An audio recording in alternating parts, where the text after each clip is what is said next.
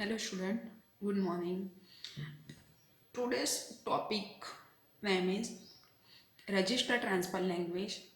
In this session we will learn about uh, Register Transfer Language, but before we discuss previous lecture we will study what is micro operation, what is register transfer and what is register. Okay, એટલે કે micro operation શું છે, register શું છે and register transfer means કે કઈ રીતે work કરે છે. તો સિમ્પલ કે રજિસ્ટર શું છે, તો એક સિમ્પલ મેમરી છે કે જેની અંદર તમે ડેટા સ્ટોર કરાવી શકો છો, એને આપણે રજિસ્ટર કહીએ છીએ. Okay, next what is register transfer.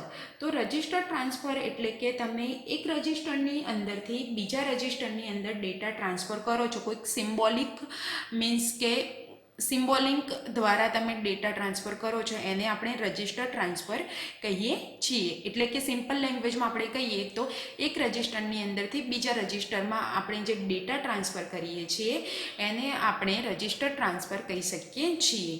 Next આપણે જોયું હતું કે what is micro operation. Micro operation શું છે, તો આપણે સિમ્પલ કે સી એન્ડ સી પ્લસ પ્લસમાં આપણે સ્ટડી કર્યું હતું કે કોઈ વેલ્યુ લઈએ છીએ એન્ડ એની ઉપર આપણે ઓપરેશન થ્રુ મીન્સ કે ઓપરેશન કરીએ છીએ એન્ડ આપણને જે નવું મીન્સ કે જે આન્સર મળે છે એને આપણે શું કરીએ છીએ કે એ આન્સર મળે છે રજિસ્ટર. એટલે કે ફોર આપણે સીઓએની અંદર આપણે જોવા જઈએ કે રજિસ્ટર તમે લીધેલા છે એન્ડ એ રજિસ્ટરની અંદર તમે જે ડેટા સ્ટોર કરાવો છો એન્ડ એ રજિસ્ટર ઉપર તમે કોઈ ઓપરેશન થ્રુ તમને જે આન્સર મળે છે એ તમારી અંદર મીન્સ કે એક નવું રજિસ્ટર ક્રિએટ કરે છે, એને આપણે કમ્પ્લીટ એક માઇક્રો ઓપરેશન કહી શકીએ છીએ. ઓકે, નેક્સ્ટ આપણે જોઈએ કે રજિસ્ટર ટ્રાન્સફર લેંગ્વેજ શું છે. ઓકે, તો the symbolic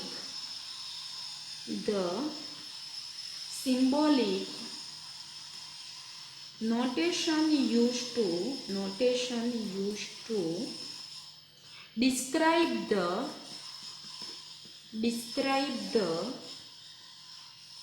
micro operation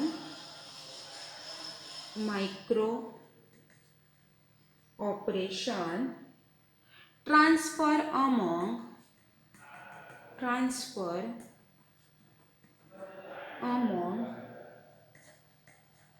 register is called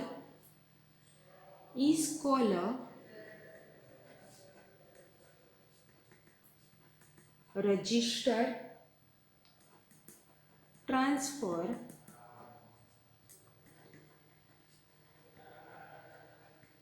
language. Okay, next it is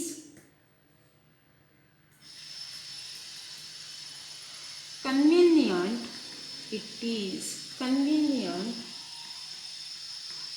tool for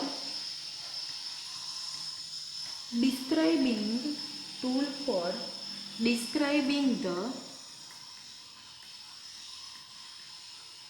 internal organization of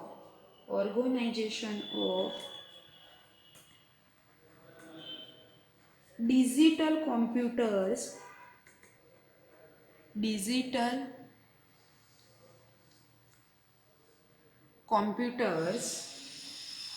instance and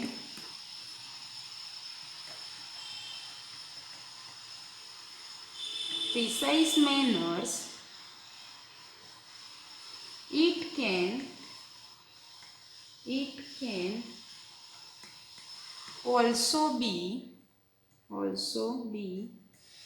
used to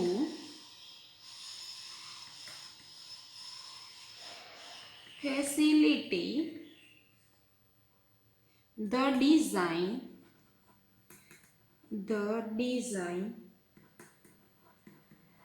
process of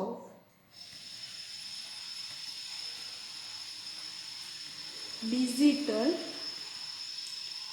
system. Okay. What is register transfer language? So the symbolic notation used to describe the micro operation transfer among register is called register transfer language. એટલે કે તમે જે symbolic notation દ્વારા describe કરો છો micro ઓપરેશનને transfer કરવામાં data એને એવા અમોંગ રજિસ્ટર, ઓકે, એને આપણે રજિસ્ટર ટ્રાન્સફર લેંગ્વેજ મીન્સ કે કહીએ છીએ. તો ફોર એક્ઝામ્પલ થ્રુ આપણે સમજીએ કે રજિસ્ટર ટ્રાન્સફર લેંગ્વેજ કઈ રીતે વર્ક કરે છે. ફોર એક્ઝામ્પલ, ઓકે, તો રજિસ્ટર ટ્રાન્સફર કઈ રીતે વર્ક કરે છે? તો સપોઝ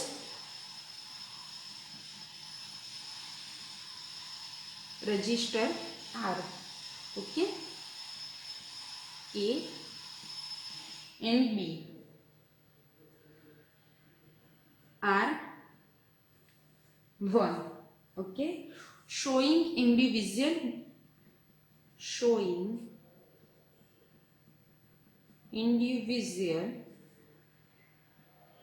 બીટ. ઓકે, અહીંયા સપોઝ અમે અહીંયા જે છે એ રજિસ્ટર આર લીધેલું છે, ઓકે, એની અંદર. તો this is a R1, okay, this is and showing individual bit, એટલે કે બીની અંદર હું સેકન્ડ જે રજિસ્ટર લઉં છું એ ઇન્ડિવિજ્યુઅલ મીન્સ કે બીટમાં છે. તો કઈ રીતે ઇન્ડિવિજ્યુઅલ બીટની અંદર આપણે રજિસ્ટર મીન્સ કે ક્રિએટ કરી શકીએ છીએ? તો 0 1 2 3 4 5 6 એન્ડ 7 આ મેં જે રજિસ્ટર ન્યૂ ક્રિએટ કર્યું છે એ ઇન્ડિવિજ્યુઅલની અંદર કર્યું છે, જ્યારે આ જે છે એક પ્રોપર એક રજિસ્ટર લીધેલું છે. ઓકે, તો આ શોઈંગ જે ઇન્ડિવિજ્યુઅલ બીટ રજિસ્ટર છે એ કઈ રીતે વર્ક કરે છે? તો રાઈટ ટુ લેફ્ટ. કઈ રીતે વર્ક કરે છે ઇન્ડિવિજ્યુઅલની અંદર? તો રાઈટ ટુ લેફ્ટ. સેકન્ડ હું લઉં છું numbering of bit. Numbering of bit, okay, numbering of bit.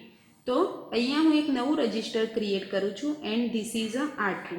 તો 0 to 15, ઓકે, એટલે કે અહીંયા 0 to 15 છે, એટલે કે આની અંદર કેટલા ટોટલ ડેટા મીન્સ કે સ્ટોર થયેલા છે રજિસ્ટર છે? તો ટોટલ 16 રજિસ્ટર છે. કેટલા? તો 16 રજિસ્ટર છે.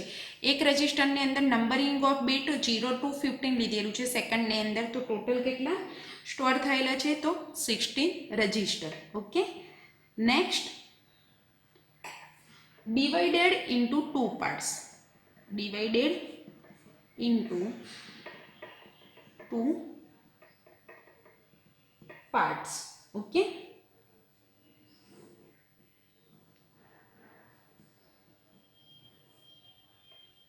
(0 to 7 and 8 to 50).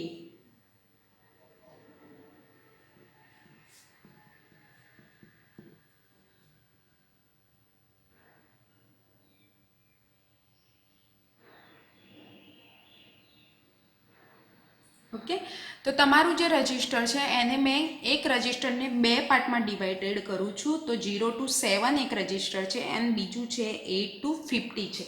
Okay, and this is a higher operation.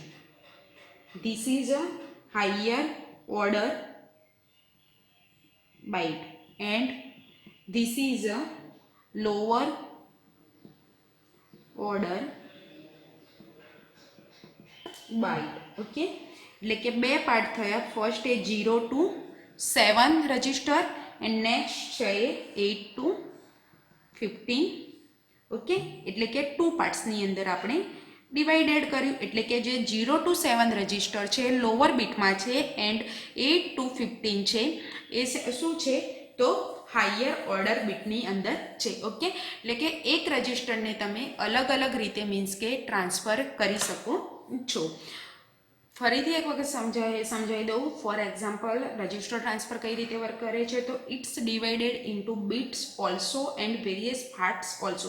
Let's can see how the register work. Okay, suppose R1, this is my register, okay, and this name is R1, okay, and then second is register 2, so individual, okay, showing individual bit total 8. Okay, starting right to left. Then next, third is numbering of bit.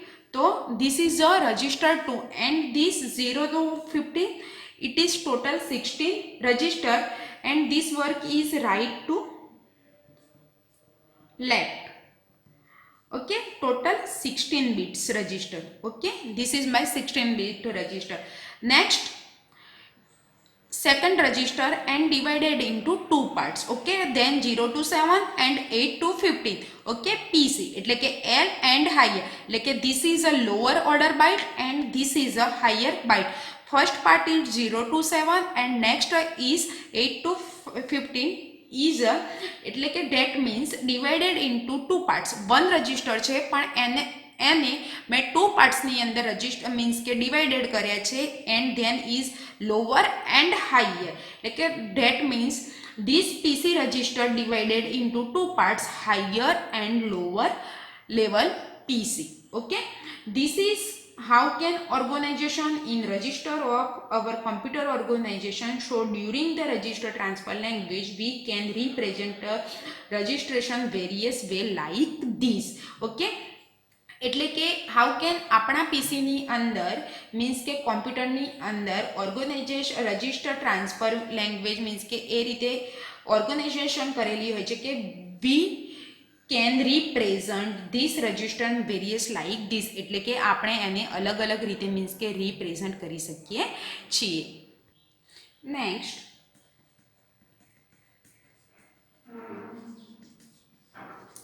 Information transfer from one register to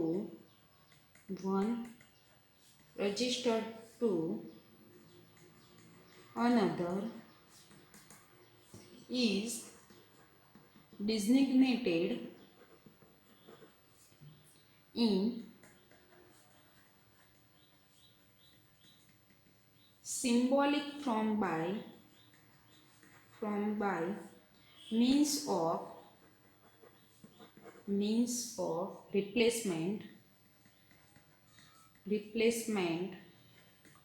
replacement operator. Okay, for example R2 કે મારે R1ના data R2ની અંદર replacement કરવા છે, એક રજિસ્ટરથી બીજા રજિસ્ટરમાં value send થાય છે તો હું આ સિમ્બોલનો મીન્સ કે યુઝ કરીશ. ઓકે, નેક્સ્ટ ફોર એક્ઝામ્પલ હું તમને બતાવું તો R3 R4 એન્ડ R3ને આપણે કઈ રીતે રિપ્રેઝન્ટ કરીશું. ઓકે, R3 R4 એન્ડ R3ને આપણે કઈ રીતે પ્રેઝન્ટ કરીએ છીએ તો અહીંયા કહ્યું એ રીતે આગળ મેં એક્ઝામ્પલ આપ્યું હતું 3 + 2 તો ટોટલ 1 રજિસ્ટર એટલે કે 5 એટલે કે R2 છે એ R3ની અંદર એ R1 છે એ R3ની 2ની અંદર ટ્રાન્સફર થાય છે તો એક નવું રજિસ્ટર ક્રિએટ થાય છે and this R4 and R3 એટલે કે નવું રજિસ્ટર મેં બનાવ્યું છે R4 એટલે કે this is R1 R2 R3 and R4 ની અંદર હું 7 લઉં છું એન્ડ એની અંદર એટલે કે 7 છે એન્ડ ઇન્ક્રીમેન્ટ થઈને મને શું મળે છે આ ઓપરેશન થ્રુ મને ઇન્ક્રીમેન્ટ થઈને એની વેલ્યુ શું મળે છે 8 મળે છે. ઓકે, વેલ્યુ શું મળે છે તો 8 મળે છે તો આ વેલ્યુ છે એ R3ની અંદર મીન્સ કે શું થાય છે સેન્ડ થાય છે. એટલે કે હું R4 એન્ડ R3ને કઈ રીતે રિપ્રેઝન્ટ કરીશ તો R4 symbolic R3. Okay, R4 symbolic R3. Okay, એટલે કે R4ની જે વેલ્યુ છે એ R3ની અંદર જાય છે એટલે કે હું આને જે R4 register and R3 register છે એની હું આ રીતે રિપ્લેસમેન્ટ આપીશ. ઓકે, ફરીથી એક વખત એક્ઝામ્પલ સમજાવી દઉં કે R1 એન્ડ R2 ને કઈ રીતે રિપ્લેસમેન્ટ કરીએ છીએ. તો ધીસ વન, ઓકે, કે R1 એન્ડ R2 છે તો એક નવું રજિસ્ટર ક્રિએટ થયું, એટલે કે R1ના જે ડેટા છે એ R2ની અંદર જાય છે, એટલે કે આપણે આને આ રીતે રિપ્રેઝન્ટ કરીએ છીએ. એન્ડ R4 એન્ડ R3ને કઈ રીતે રજિસ્ટર કરીએ છીએ, તો R4ની અંદર મેં સેમલ લીધેલા છે એન્ડ એની ઉપર ઇન્ક્રીમેન્ટ થઈને મને જે આન્સર મળે છે એ શેની અંદર સેન્ડ થાય છે, તો R3ની અંદર જે મીન્સ કે સેન્ડ થાય છે. તો હું એને આ રીતે મીન્સ કે તમારું જે રજિસ્ટર છે એને હું આ રીતે મીન્સ કે રિપ્લેસમેન્ટ મીન્સ કે રિપ્રેઝન્ટ કરી શકું છું. સોરી, રિપ્લેસમેન્ટને represent. Okay, next, under a presented mind control condition,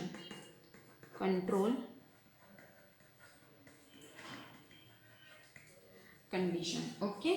For example, if P is equal to 1, then R2 and R1. Symbolic, तो P1 R2 R1, okay. P એટલે કે condition છે, okay. આપણે અહીંયા પીને શું કર્યું છે, બે રજિસ્ટરની કન્ડિશન તરીકે મીન્સ કે ડિનોટ કરેલું છે. જો કન્ડિશન ટ્રુ થાય છે તો જ તમારું ડેટા છે એ R1ની અંદરથી R2ની અંદર ટ્રાન્સફર થઈ શકે છે. નેક્સ્ટ, R4 એન્ડ R3નું આપણે જોઈએ કે કઈ કન્ડિશન છે, ઓકે. એ ટ્રુ છે કે ફોલ્સ છે, ઓકે. R4 થી છે એ R3ની અંદર મીન્સ કે ડેટા સેન્ડ થાય છે. શું થાય છે, ડેટા સેન્ડ થાય છે. તમારી કન્ડિશન શું છે, કન્ડિશન શું છે મારી, તો R4 ગ્રેટર દેન R3. R4ની વેલ્યુ ગ્રેટર હોવી જોઈએ R3 થી, ઓકે. R4ની જે વેલ્યુ છે એ R3 થી મીન્સ કે ગ્રેટર હોવી જોઈએ.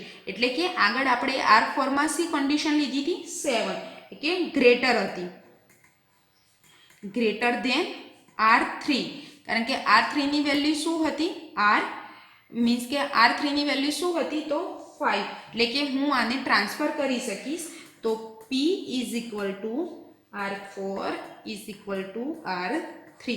તો મારી કન્ડિશન અહીંયા શું થઈ, સેટિસ્ફાઈ છે, ઓકે. મને મારી કન્ડિશન શું છે, તો સેટિસ્ફાઈ છે. સેટિસ્ફાઈ હોય તો આ કન્ડિશન મીન્સ કે થાય છે. એટલે કે તમારી કન્ડિશન મીન્સ કે સેટિસ્ફાઈ હોય તો તમે R4ના ડેટા છે એ R3ની અંદર મીન્સ કે તમે ટ્રાન્સફર કરી શકો છો. This is not necessary compulsory, but I have explain કે R2 એન્ડ R1 છે એ કન્ડિશન ટ્રુ થાય તો જ તમે મીન્સ કે એક રજિસ્ટરની અંદરથી બીજા રજિસ્ટરની અંદર ડેટા ટ્રાન્સફર કરી શકો છો.